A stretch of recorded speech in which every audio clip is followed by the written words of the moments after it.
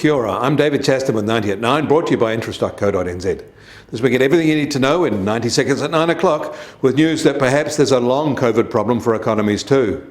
But first, in the US, jobless claims fell more than expected last week to 258,900, and a weekly drop of more than 40,000. That takes the total number of people on these programs to just under 2.4 million, and the lowest since the start of the pandemic, and back closer to the normal level before the coronavirus crisis. There was a small uptick in layoffs in September from August, but the quarter-end totals were actually the lowest quarter since 1997.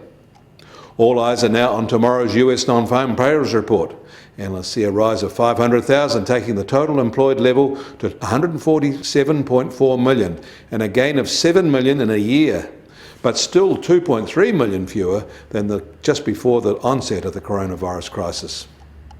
In Congress, a deal to kick the can along to December relieves their debt ceiling problems for a few more weeks. This involves a $480 billion increase to the limit. And China's foreign exchange reserves were pretty stable in September at just on $3.2 trillion, even though that was fractionally lower than expected. But Asia's junk bond market suffered through another wave of selling, which pushed prices of many Chinese developers' bonds further into distressed territory. And a new study of long COVID found that even people who were never sick enough to need hospitalisation are in danger of developing heart failure and deadly blood clots a year later. And now economists are wondering whether there will be long COVID effect in what they see as nations struggle to regain what they lost. That is particularly the view from China. For the first time since April, the cost of container shipping freight has fallen, but is now doubled what it was back then. Prices from China are now about 10 times the rate of prices to China. For bulk cargoes, the Baltic Dry Index continued to rise, however, and is now at a 13-year high. The US Treasury 10-year yield opens today at just over 1.57% and up 4 basis points from this time yesterday. And the price of gold will start today at little changed again, down $4 to $1,758 an ounce.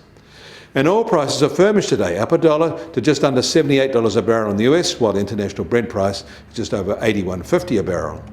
And the Kiwi dollar opens today firmer at just on 69.3 US cents. Against the Australian dollar, we're down 40 basis points to 94.8 Australian cents. Against the euro, we're firm at 60 euro cents.